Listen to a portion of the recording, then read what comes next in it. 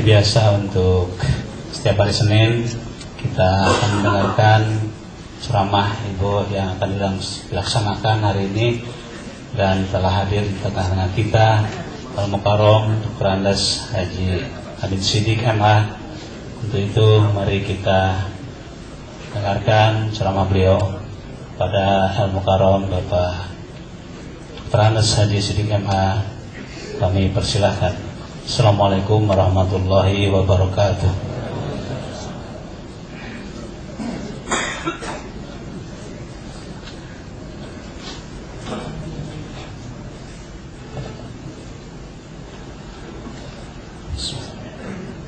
Alhamdulillahilladzi arsala rasulahu bil huda wa dinil haq liyudhhirahu 'ala dini kulli wa kafa billahi shahida.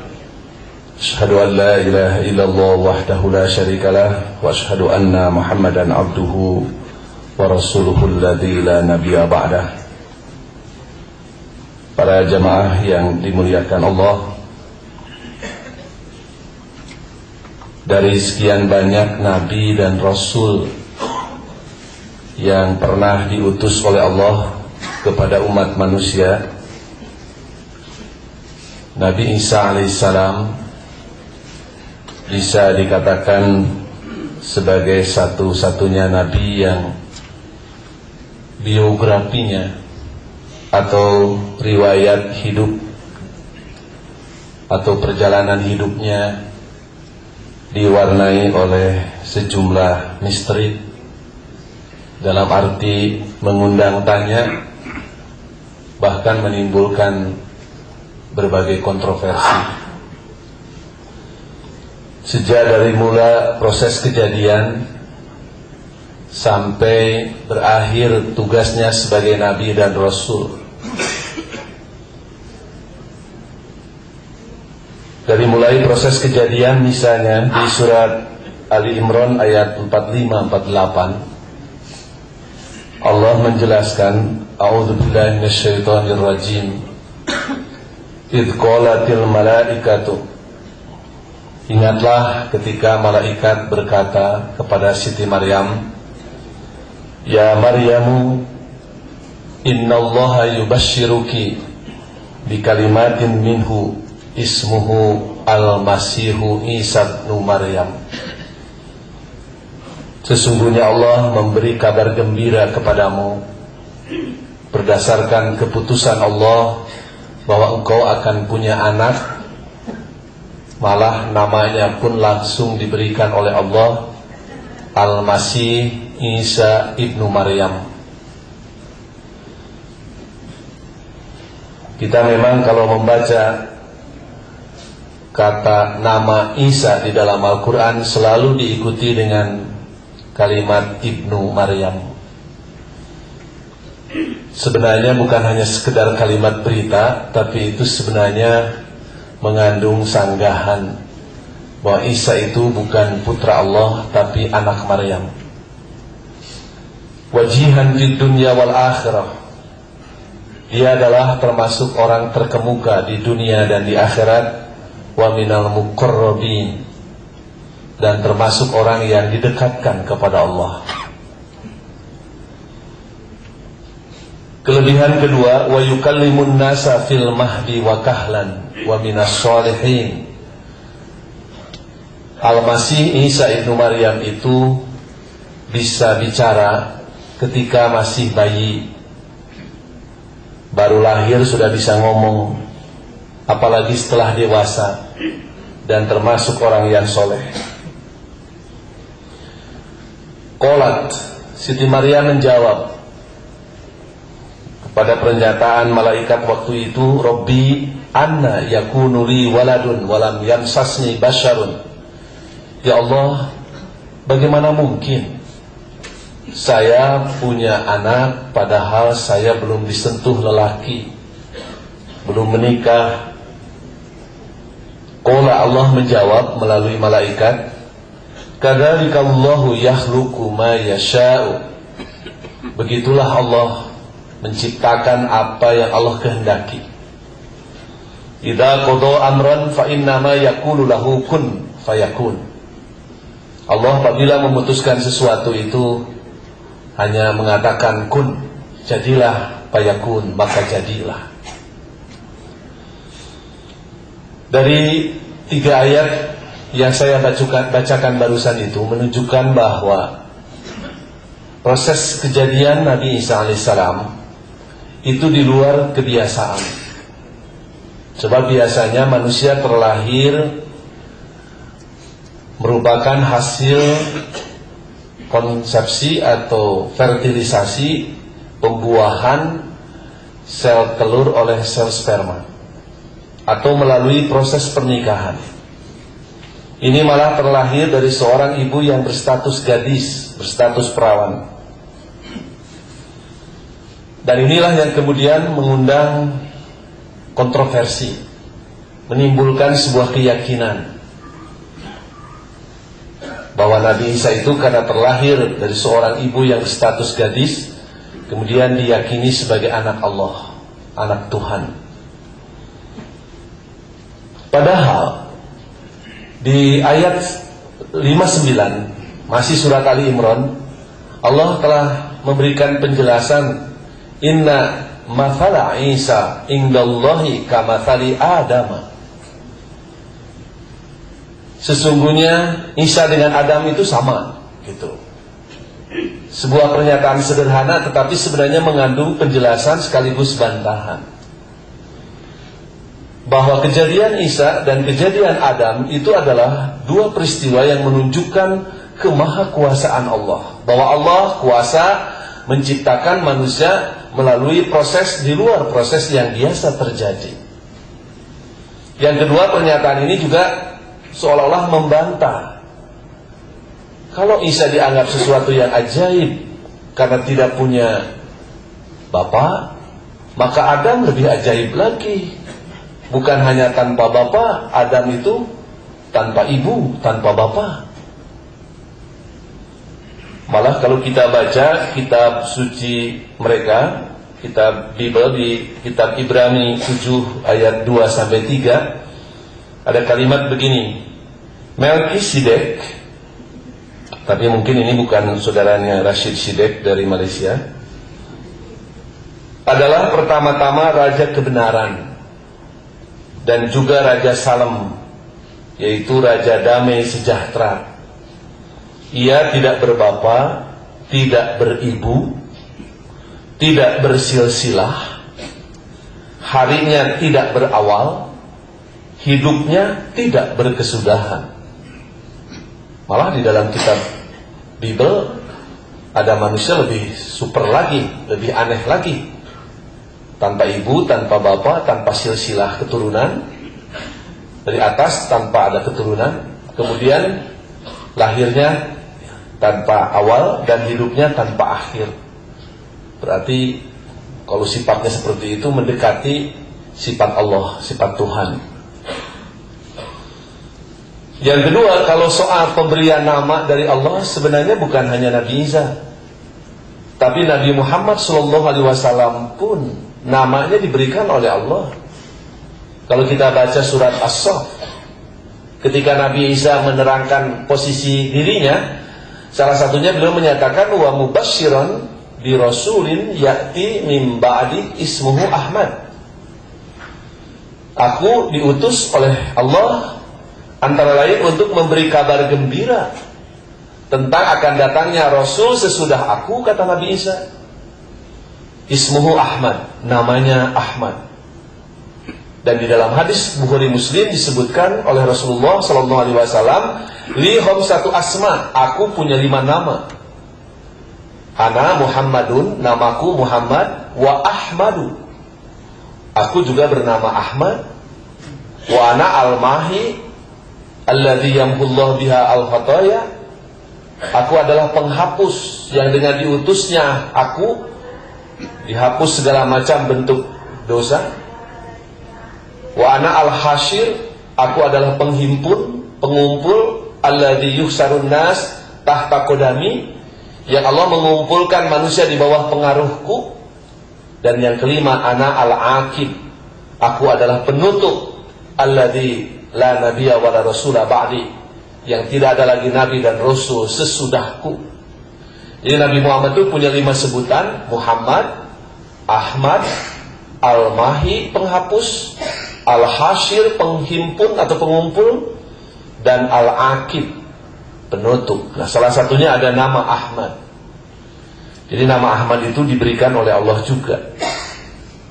Demikian juga persoalan bayi Isa yang masih baru lahir sudah bisa bicara, itu dijelaskan di surat Maryam dari ayat 27 sampai 33. Ketika Siti Maryam melahirkan bayi Isa Al-Masih itu, kemudian bayi itu dibawa ke tengah-tengah masyarakat Bani Israel.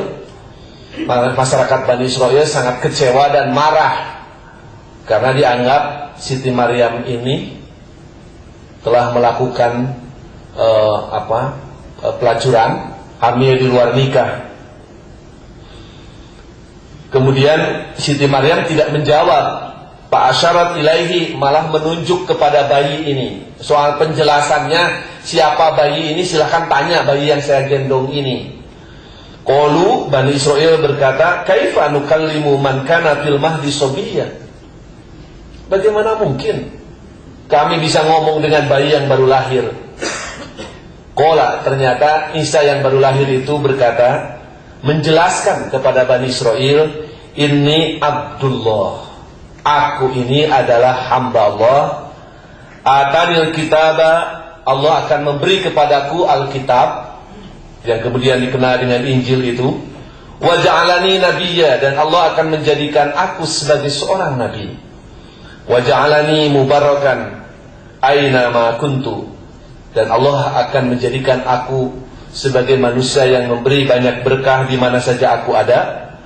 Wa ausoni bis salati waz zakah ma dumtu hayya, dan Allah telah bertausiah, memberi pesan kepadaku untuk melaksanakan salat dan zakat selama aku hidup. Wa barran biwalidati, dan Allah memerintahkan kepadaku untuk berbuat baik kepada ibuku. Walam yaj'alni jabbaran saqiyya, dan Allah tidak akan menjadikan aku sebagai manusia yang sombong dan celaka, dan seterusnya. Al-ayah. Itu apa yang dikatakan Nabi Isa ketika masih dalam buaya, baru lahir, menjelaskan posisinya kepada Bani Israel yang menuduh bahwa Siti Maryam telah berbuat kejahatan. Tapi tentu saja bukan hanya Nabi Isa ternyata yang bisa ngomong semasa bayi itu. Rasulullah SAW di dalam hadis sahih riwayat Imam Al-Bukhari menerangkan, lam yatakallam fil mahdi illa thalathatan. Ada 3 bayi yang sudah bisa ngomong itu selain, tentu saja 2 setelah Nabi Isa. Yang ketiga Nabi Isa. Yang pertama adalah bayi Juraij. Dijelaskan dalam hadis Bukhari itu, Juraij adalah seorang pemuda yang soleh. Ketika dia sedang sholat di rumahnya yang terbuat dari tanah, ibunya datang dan memanggilnya. Tapi si Juraij ini rupanya karena tanggung sedang sholat, walaupun dalam hatinya sempat berpikir melanjutkan sholat, apa memenuhi panggilan ibu. Tapi ia lantas meneruskan sholat, dan ibunya merasa tidak dihormati karena tidak segera dipenuhi panggilannya. Sampai si ibu itu berdoa begini, Allahumma la tumithu hatta tariyahu wujuhal mumasat. Ya Allah, mudah-mudahan anakku si Juraij ini jangan dulu dibiarkan mati sebelum tercoreng mukanya dengan malu, sebelum dapat aib di tengah masyarakat. Ini ibunya emosional, jadi mendoakan bukan mendoakan baik, tapi mendoakan jelek. Dan doa ibu itu mustajab. Kemudian datang seorang perempuan, kalau sekarang mungkin WTS atau PSK gitu, bahasa Jermannya Ublag gitu, menggoda kepada Mr. Juraij ini. Tapi karena kuat imannya, dia tidak tergoda dengan rayuan gomba dari perempuan tunasusila itu. Tapi rupanya si perempuan ini tidak kalah tidak kehabisan akal, lalu dia menggoda seorang budak gembala, tukang angon kambing, lalu berzina dengannya dan hamil, kemudian melahirkan. Setelah melahirkan, kemudian dia beritahukan kepada masyarakat bahwa bayi yang ia lahirkan ini adalah hasil hubungan gelap di luar nikah dengan Jurayj. Difitnah Jurayj ini. Masyarakat marah sampai rumah yang terbuat dari tanah itu dihancurkan.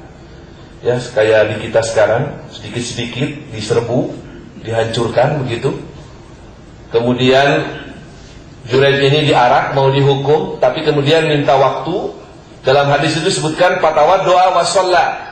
Jurayj kemudian sebelum dihukum dia wudu kemudian sholat, walaupun tidak dijelaskan bagaimana cara sholatnya. Summa atal ghulama, lalu Jurayj setelah selesai sholat sambil berdoa kepada Allah minta ditunjukkan siapa sebenarnya bapak dari bayi ini. Selesai sholat, bayi itu didatangi lalu ditepuk perutnya sambil ditanya, katanya, man abuka ya ghulam, siapa bapak lo wahai bayi? Kola, kata si bayi itu yang masih bayi baru lahir masih merah menjawab, abi ar-ra'i fulanun, bapakku adalah budak gembala, si fulan disebut namanya. Di hadapan masyarakat banyak. Ketahuanlah bahwa sebenarnya Jurayj ini orangnya bersih, tidak bersalah, tapi rumahnya sudah hancur dan aib sudah kemana-mana. Jurayj yang soleh itu ternyata telah berbuat nista begitu, dan itu susah dihapus. Yang kedua, Nabi menjelaskan di zaman Bani Israel ada seorang ibu yang menggendong bayinya sambil menyusuinya. Pamar biha rajulun raqibun dzu sarrat, sedang menyusui bayinya, tiba-tiba ada orang lewat pakai kendaraan mewah. Kalau sekarang pakai mobil mahal, Mercy atau Volvo atau BMW yang mahal. Kemudian si ibu itu berdoa, Allahumma ja'al ibni mislahu, ya Allah, jadikanlah anakku ini seperti orang yang barusan lewat, pakaiannya bagus, kendaraannya hebat. Pataroka saja. Kemudian si bayi yang masih merah itu melepas kata ibunya, wa aqbala ala rukab, kemudian menoleh kepada yang lewat tadi, kendaraan yang tadi, sambil ngomong, berdoa sebalik dari yang diminta ibunya. Allahumma la taj'alni mislahu, ya Allah, jangan engkau jadikan aku seperti orang yang barusan lewat. Summa aqbala ala sadihi ya musuhu, kemudian si bayi itu kembali nyusuk lagi. Summa marra bi amatin, tiba-tiba ada seorang hamba saya perempuan yang pakaiannya juga compang-camping, rudin lah gitu kalau orang Sunda bilang, miskin. Faqalat, ibunya ngomong, berdoa, Allahumma la taj'al ibni mislah hadihi, ya Allah, jangan engkau jadikan anak hamba ini seperti perempuan ini, miskin, tidak terawat, badannya kurus gitu. Si bayi itu kemudian melepas lagi kata ibunya itu, berdoa sebalik dari yang diminta ibunya. Kata si bayi, Allahumma ja'alni mislaha, ya Allah, jadikan hamba seperti perempuan ini. Ibunya protes, lima zakat, kenapa begitu? Faqala, si bayi itu menjelaskan, ar-raqibu jabbarun minal jababiro. Bu, orang yang tadi lewat, yang pakai mobil kalau sekarang mewah, pakaiannya juga hebat, itu mama penjahat. Kalau di kita mungkin perampok atau koruptor gitu. Walaupun mobilnya hebat, rumahnya bagus, tapi bukan hasil halal. Wahadil ammah, sementara hamba saya yang ibu hina ini, dia dituduh oleh masyarakat sarakat, zanayat, ia telah mencuri, ia telah berzina. Walam tab'al, padahal orang ini adalah orang yang baik, orang yang soleh. Jadi dari kisah ini kita bisa mengambil kesimpulan bahwa yang bisa ngomong ketika masa bayi itu bukan hanya Nabi Isa, tapi di zaman Bani Israel saja oleh Nabi disebutkan ada bayi lain, ada dua bayi selain Nabi Isa. Yang kedua, tentu saja ini juga menjadi ibroh pelajaran bahwa ibu dan bapak kalau mendoakan kepada anak, doakanlah yang baik-baik, jangan mendoakan yang jelek seperti si ibu ini. Kemudian yang ketiga, bahwa penampilan lahir itu bukan ukuran. Kita kadang-kadang menilai orang itu dilihat lahiriahnya. Padahal dalam hadis juga disebutkan innallaha la yanzuru ila samikum wala ila suwarikum walakin yanzurullahu ila qulubikum. Ya, Allah akan nilai itu bukan penampilan, bukan kegantengan, tetapi ruhani, kolbu kita, hati kita. Nah, ini yang pertama. Dari proses kejadiannya Nabi Isa memang di luar kebiasaan, tapi Allah telah memberi penjelasan. Ada yang lebih aneh, yaitu Nabi Adam. Nabi Isa itu tanggal lahir, tempat lahir, dan tahun kelahiran juga sampai hari ini di kalangan umat Kristen saja masih belum sepakat. Saya baca di Injil Matius pasal 2 ayat 1 disebutkan Yesus dilahirkan di Bethlehem, di tanah Yudea pada zaman Herodes Agung. Tapi saya baca di dalam Komus Alkitab, Komus Bible, yang diterbitkan oleh LAI, Lembaga Alkitab Indonesia, cetakan tahun 99, di sana dijelaskan bahwa Raja Herodes Agung itu hidup pada tahun 37 sampai tahun 4 sebelum Masehi. Jadi Yesus disebutkan lahir pada saat pemerintahan Herodes Agung. Padahal menurut sejarah Raja Herodes itu sudah mati tahun 4 sebelum Nabi Isa lahir. Nah, ini dari tahun saja sudah mulai tidak jelas tahun berapa sebenarnya. Tentang tempatnya juga, umumnya kaum Kristen percaya Nabi Isa lahir di Gunung Sair, di Bethlehem, di Gunung Sair di Palestina. Tapi di Jawa Barat kan ada sebuah aliran Kristen, namanya Kristen Pasundan. Mereka percaya bahwa Nabi Isa itu adalah keturunan Prabu Siliwangi dari Pajajaran. Ketika istrinya melahirkan anak wanita, padahal yang diharap-harap adalah anak laki-laki buat putra mahkota, maka menurut saran dukun, memang dukun itu sejak zaman dulu berpengaruh sampai ke istana, kalau dibiarkan hidup bayi ini katanya membahayakan negara, maka dibuanglah bayi perempuan itu seperti dibuangnya Nabi Musa. Kalau Nabi Musa ke sungai Nil di Mesir, kalau bayi putra Prabu Siliwangi itu dihanyutkan di sungai Citarum. Kemudian nyangkut di bubu alat penangkap ikan di sungai Citarum, tepat sekitar wilayah Raja Mandala sekarang, milik Aki Imron, bukan Ali Imron, tapi Aki Imron. Kebetulan Aki Imron ini nggak punya anak, maka bayi perempuan ini diangkat anak, kemudian diberi nama Maria. Ketika Maria ini atau Maryam dalam bahasa Arab menginjak dewasa, sedang bermain, tiba-tiba ada cahaya turun dari langit masuk ke dalam perut Maria dan kemudian hamil dalam waktu singkat. Kemudian dipercaya Maria ini hamil oleh Roh Kudus yang datang dari langit. Oleh masyarakat diboro karena hamil sebelum nikah. Kemudian melarikan diri dan sembunyi di kandang domba. Kemudian melahirkan bayi laki-laki.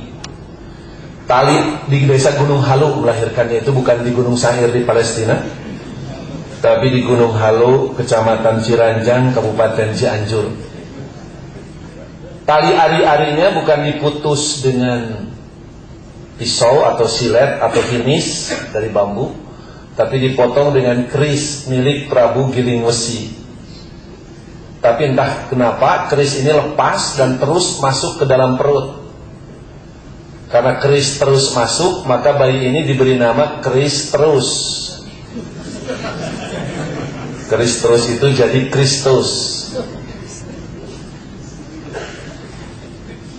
Nah, ketika Keris Terus ini sedang merenung di sebuah tempat yang sekarang menjadi kampung di desa Gunung Halu, namanya Kampung Palalangon. dari kata palalangan, tempat ngalange, merenung. Kemudian Jibril datang. Jadi Jibril pernah ke Ciranjang. Kemudian karena Jibril datang dikasih wahyu, lalu Kristus ini dakwah di Cianjur. Tapi karena dakwahnya dianggap meresahkan, lalu diadakan diskusi dengan para pemuka agama se-Cianjur. Dan semua pemuka agama kalah diskusinya itu. Semua buluham belehem. Bahasa Sunda buluham belehem kulumas kelemes, tersenyum-senyum malu. Kata Nabi Isa ini katanya, kenapa betluham lehem? Nah dari kata bet buluham belehem jadi bet lehem. Jadi dari segi tempat saja Pak, ada dua ya. Nabi Isa itu lahir di Cianjur, dan yang satu lagi di Palestina gitu. Entah mana yang benar. Tentang tanggal lahirnya pun sampai hari ini di kalangan para pemuka agama Kristen sendiri masih berdebat, belum sepakat. Kristen Timur atau yang disebut dengan gereja ortodoks sampai saat ini yakin dan percaya Nabi Isa itu lahir pada tanggal 6 Januari. Makanya perayaan hari kelahiran Nabi Isa itu dirayakan bukan tanggal 25 Desember, tetapi dirayakan pada tanggal 6 Januari. Dulu namanya Hari Raya Epifani. Gereja Katolik yang sering disebut dengan Gereja Barat baru menyelenggarakan perayaan hari lahir Yesus itu pada zaman kepemimpinan Katolik di bawah Paus Liberius tahun 354 sebelum 354 Masehi, artinya abad keempat. Dirayakan pada tanggal 25 Desember. Saya membaca dua pernyataan dari pemuka agama Katolik. Yang pertama adalah Pastor Anton Wesselbrower Martinus. Yang Martinus Anton Wesselbrower, seorang pastor Katolik kelahiran Delft, Belanda, tahun 23 yang lama tinggal di Bandung. Saya pernah membaca di Harian Umum Pikiran Rakyat tulisan beliau. Beliau mengatakan bahwa sebelum Yesus lahir, sebelum Kristen berkembang, 25 Desember itu memang sudah jadi hari raya bagi rakyat Romawi. Pesta rakyat Romawi. Namanya Pesta Solstitium. Yaitu sebuah pesta dalam rangka merayakan berakhirnya musim dingin di Eropa. Jadi menurut pastor ini, sebenarnya perayaan Natal itu adalah perayaan pesta rakyat Romawi yang dikristenkan. Kemudian terakhir ada tulisan dari pemuka agama Katolik juga, yaitu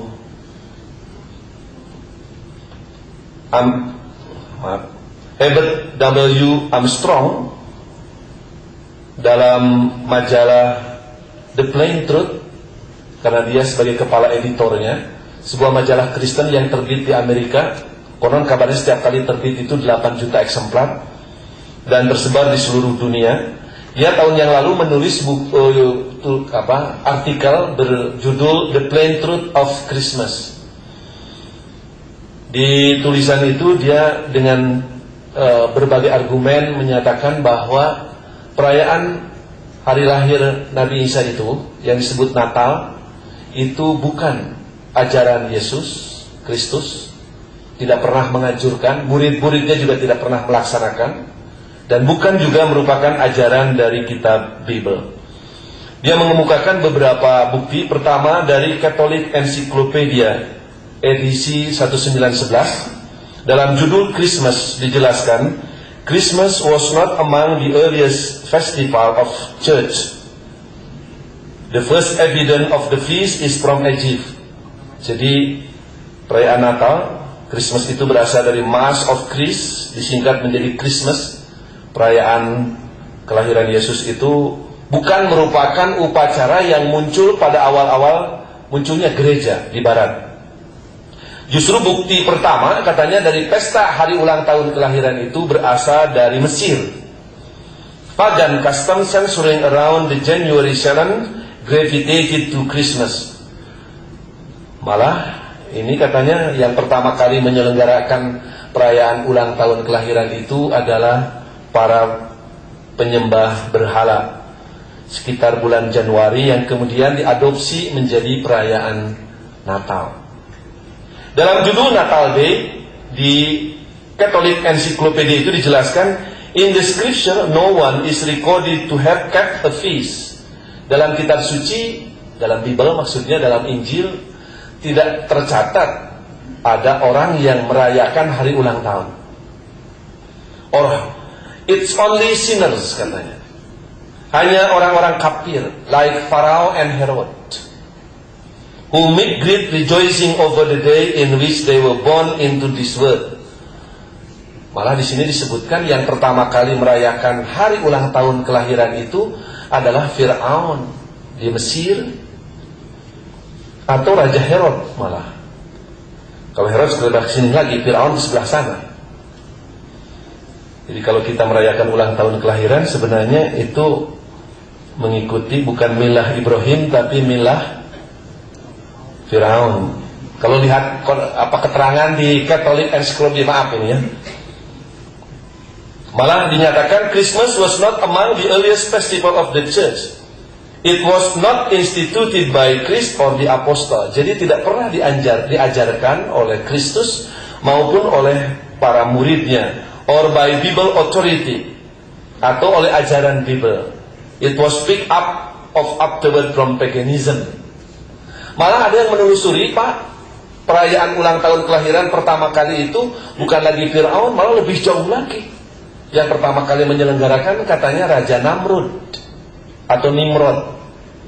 Kita tahu Raja Namrud itu kan yang menjadi musuh, katakanlah dalam tanda kutip, Nabi Ibrahim. Raja Namrud ini cucu dari Ham. Ham itu adalah putra Nabi Nuh alaihissalam.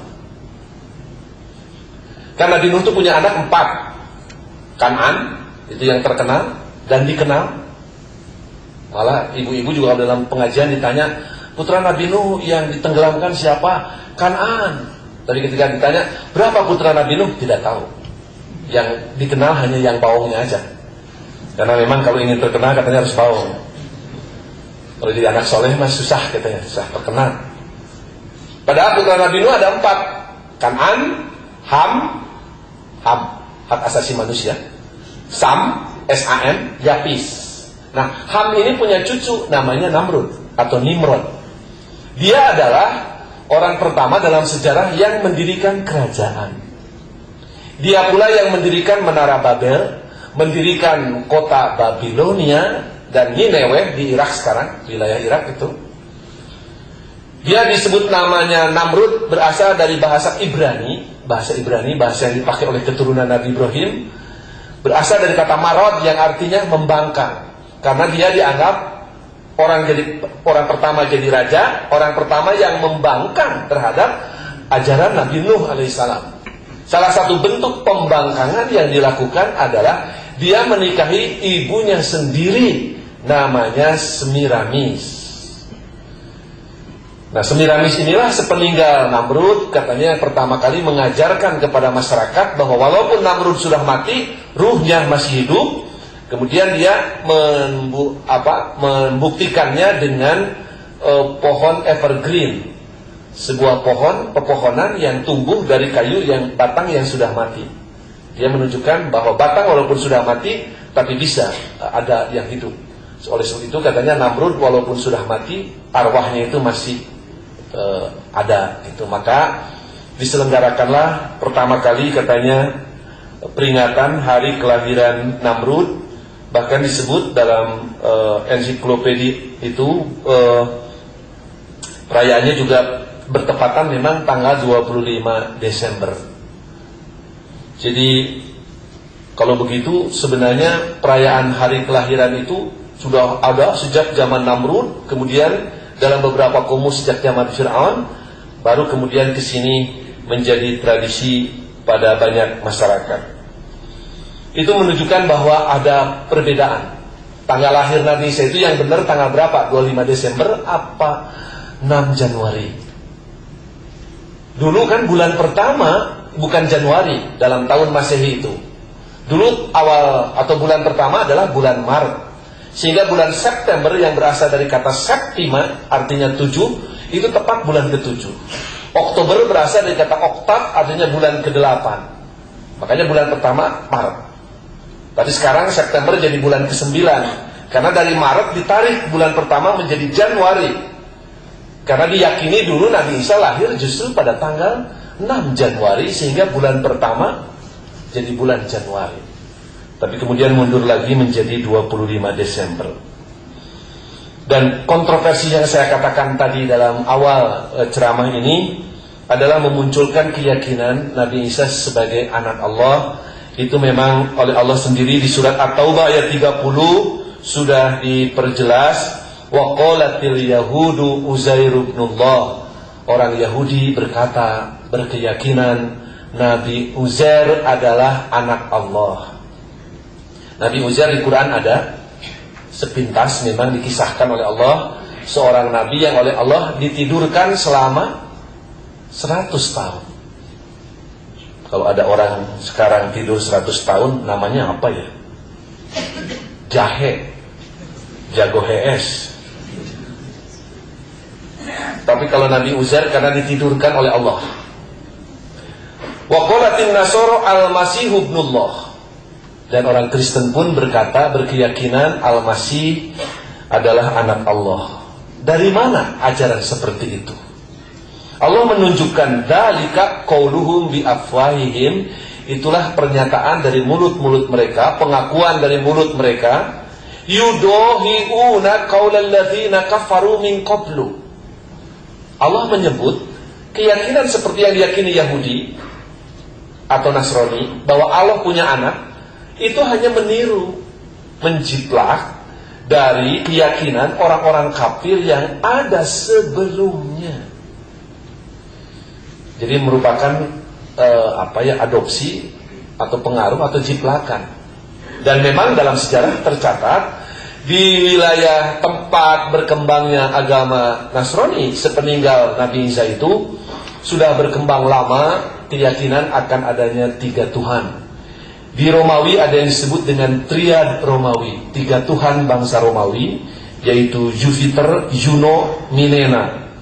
Di Babilonia sekitar Irak sekarang itu ada yang disebut dengan triad Babylon, 3 Tuhan Babylon terdiri dari Anu, Enlil, dan Enki. Ada triad Smith, 3 Tuhan bangsa Smith, bangsa kulit putih, terdiri dari Tuhan Bapa, Tuhan Ibu, dan Tuhan Anak. Di Persia, di Iran juga ada Trilikat Persia, terdiri dari Ahura Mazda, Mitra, dan Ahriman. Di Mesir juga ada triad Mesir, 3 Tuhan bangsa Mesir, terdiri dari Osiris, Iris, dan Horus. Kemudian ada triad Sumeria, Akadia di Asia Kecil, terdiri dari Tuhan Bapa bernama Sibele, Tuhan Ibu yang berasal dari wanita perawan juga bernama Nana. Kalau di kita Nana biasanya laki-laki ya, Nana Suryana, Nana Supriyatna gitu. Tapi di Sunda ada Nana perempuan juga. Ini melahirkan bayi laki-laki tanpa bapak juga bernama Atis, sehingga diyakini Tuhan menjadi Tuhan Bapa, Sibele Tuhan Ibu, Nana Tuhan Anak, Atis. Dan konon kabarnya isyarat salam atau doa kepada Sibele Nana Atis itu caranya dengan mengetuk dahi, dada kanan, dada kiri, Sibele Nana Atis. Dan itu juga kita lihat masuk pengaruhnya ke dalam kebiasaan kaum Kristen dalam mengucap syukur. Saya sering melihat kalau pemain bola Eropa yang mungkin Kristennya taat begitu, kalau memasukkan bola ke gawang itu kan langsung mengetuk dahi, Tuhan Bapa, Tuhan Anak, Roh Kudus. Kalau di Persib, di PSSI biasanya kalau memasukkan gol ke gawang lawan bukan sujud syukur, tapi bercingkrak-cingkrak, makanya kesananya kalah lagi. Karena dalam Quran juga la in syakartum la azidannakum, kalau bersyukur ditambah, karena tidak syukur kalah lagi gitu. Kemudian ada di India juga ada agama Hindu, ada agama Brahman ya, yang mengenal Trimurti itu. Ada Brahma, Wisnu dan Siwa. Brahma dalam agama Hindu, dalam agama Brahman itu dalam bahasa Sanskerta disebut Deus Vital. Tuhan Bapa dalam agama Kristen dalam bahasa Latin disebut Zeus Vater. Zeus Vater, Deus Vital. Siwa di dalam agama Hindu itu juga disebut Holy Spirit, roh suci. Di dalam Kristen ada Ruhul Kudus. Wisnu sebagai pemelihara kadang-kadang diturunkan ke dunia, sebagai pemelihara dunia. Penjelmaan Brahma menjelma disebut bergelar Batara. Kita kenal ada 2 kali Wisnu turun. Pertama dalam kisah Mahabharata, karena ada Kurawa yang jahat. Sementara pembela kebenaran Pandawa hanya 5, maka Wisnu turun menjelma menjadi Batara Kresna. Dalam perang Bharatayuddha sebelah selatan Gasibu, maka Batara Kresna ini berpihak kepada Pandawa sebagai pemelihara. Yang kedua, ketika ada Raja Durjana namanya Rahwana atau Dasamuka, Wisnu juga turun menjelma menjadi Batara Rama, suaminya Dewi Sinta. Tapi sekarang dunia tidak aman di mana-mana. Kenapa Wisnu tidak turun lagi? Itu pertanyaan yang susah dijawab. Dalam Kristen juga Tuhan Anak dikirim ke dunia, turun juga ke bumi, menjelma menjadi Kristus, menjadi Yesus. Tugasnya menebus dosa umat manusia. Kalau ini mengamankan dunia, ini menebus dosa. Jadi ada kemiripan-kemiripan. Jadi kalau Allah mengisyaratkan yudohiuna qaulal ladzina kafaru, bahwa itu adalah meniru, menjiplak, mengadopsi dari keyakinan orang-orang kafir sebelumnya. Ada fakta-fakta sejarah yang menunjukkan apa yang disebutkan oleh Allah tadi. Oleh sebab itu, bagi kita tentu saja semakin yakin bahwa Nabi Isa alaihissalam seperti disebutkan di surat Al-Maidah 75, mal masihu ibnu Maryam illa rasulun qad khalat min qablihi rusul. Beliau hanyalah seorang rasul. Sebelumnya juga sudah banyak rasul-rasul yang lain. Bahkan di Ali Imran 49 Allah menegaskan wa rasulan ila bani Israil. Nabi Isa itu khusus rasul kepada Bani Israel. Bahkan diakui juga oleh Nabi Isa. Kalau diikuti pernyataan Injil Matius pasal 15 ayat 24, Nabi Isa pernah berkata, aku diutus hanya kepada domba-domba yang hilang dari Bani Israel. Jadi Nabi Isa itu hanya diutus kepada, bukan kepada domba, Pak. Kepada Bani Israel yang mungkin kelakuannya kayak, nah mungkin itu lebih tepat karena diutus kepada domba, bukan. Jadi tepat apa yang dinyatakan oleh Nabi Muhammad SAW dalam hadisnya yang menyatakan apa kelebihan Nabi Muhammad dibanding Nabi lain, antara lain wa kana nabiyyu yub'atsu ila qaumihi khassah, nabi-nabi yang lain diutus hanya kepada umatnya saja, wa bu'istu ilan nasi ammah, sementara aku diutus kepada seluruh umat manusia. Mudah-mudahan dengan apa yang saya sampaikan sedikit banyak memperkuat keyakinan kita akan kebenaran risalah yang dibawa oleh Nabi Muhammad SAW yang mengajarkan bahwa Allah itu esa, bahwa Nabi Muhammad serta Nabi Isa itu adalah sama dalam kapasitas sebagai Nabi dan Rasul, tidak lebih dari itu. Demikian yang bisa saya sampaikan, mudah-mudahan ada manfaatnya. Lebih dan kurangnya mohon maaf yang sebesar-besarnya. Aqulu qouli hadza wa astaghfirullah li wa lakum wal afu minkum. Rabbana la tu'akhidna in nasina aw akhtana. Rabbana la tuzigh qulubana ba'da idh hadaitana wa hab lana min ladunka rahmah innaka antal wahhab. Allahumma innaka tasma'u kalami wa tarau makani wa ta'lamu sirra wa alaniyati. Nas'alukal ijabah. Wassalamualaikum warahmatullahi wabarakatuh.